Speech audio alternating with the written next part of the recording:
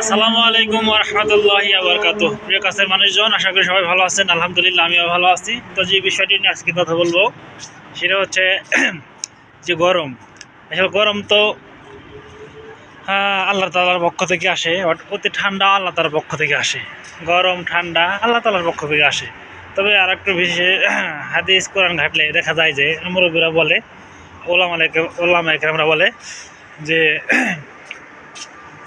অতীব শীত বা অতীব ঠান্ডা হচ্ছে এটা এটা এটা জাহান্নামের একটা অংশ। আর অতীব গরম এটাও জাহান্নামের একটা অংশ। এই জাহান্নাম থেকে যেটা সেটা মানুষের শাস্তি স্বরূপ। দেখেন আপনি পৃথিবীতে কত পাপাচার চলছে, এই সমস্ত পাপাচার থেকে মানুষ যেন একটু বিমুখ হয়, মানুষ যেন ভালো কাজ করতে পারে, ভালো কাজ করে, এই জন্য এইটা আল্লাহ তাআলার পক্ষ থেকে আল্লাহ তাআলা দিয়ে থাকে। তো আমরা একটা কথা বলি যে অতি গরম যখন পড়ে তখন চিন্তা করি মনে মনে বা বলে থাকি এই শীতের দিনই ভালো।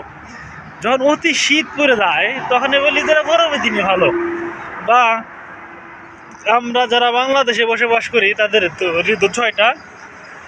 অন্যান্য ঋতুর কথা বলি, গ্রীষ্ম, বর্ষা, শরৎ, হেমন্ত, শীত, বসন্ত, এরকম বলে থাকি। কিছু কিছু দেশে ঋতু দুইটা হয়, যেমন সৌদি আরবে ঋতু দুইটা, একটা শীতকাল একটা গরমের কাল। তো এই শীতকাল গরমের কাল দুইটা কাল তারা কি করবে? তারা হয় শীত শীত শীত হইতে হবে না গরম হইতে হবে। তো সেক্ষেত্রে কী করা যাবে? আর তাদের তো কিছু চাওয়া নাই। তো এখানে বলা উচিত যেটা যে শীত আল্লাহ তাআলার পক্ষ থেকে, গরমও আল্লাহ তাআলার পক্ষ থেকে। তাহলে এই শীতকেও আমাদের বরণ করে নেওয়া উচিত, গরমকে আমাদের বরণ করে নেওয়া উচিত। আর আল্লাহ তাআলার কাছে পানা চাওয়া উচিত যে আল্লাহ তাআলা যেন আমাদেরকে অতীব সহনীয় শীত এবং গরম দুটোই দিয়ে থাকে। কেননা মানুষ যদি অসহ্য হয়ে যায়, সহ্য না করতে পারে, তাহলে কিন্তু তাদের বেঁচে থাকাটা দায় হয়ে পড়বে। অতএব আমরা আল্লাহ তাআলার প্রতি না খুশি না হয়ে আল্লাহ তাআলার কাছে প্রার্থনা করি, হে আল্লাহ, আমাদের যে তাপমাত্রাটা শীত বা গরম যেটাই দেন আমরা যেন সে সইতে পারি। এই জন্য আল্লাহ তাআলার কাছে দোয়া করতে হবে যে আল্লাহ তাআলা আমাদেরকে সহজ হইবার তৌফিক দান করে।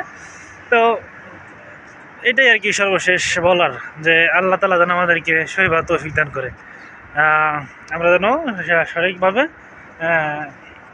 আল্লাহ তাআলার গুণগান গাইতে পারি, তার ইবাদত করতে পারি, এবং যে আমাদের আগত যে শীত এবং গরম এটা সইতে পারি। যে আসলে ওই গরমটা অতীব অনেক গরম পড়তেছে এবার। তো আল্লাহ তাআলার কাছে আমরা যেন এই গরম থেকে বেঁচে থাকতে পারি। সবাই দোয়া করবেন। আসসালামু আলাইকুম ওয়া রাহমাতুল্লাহি ওয়া বারাকাতুহু।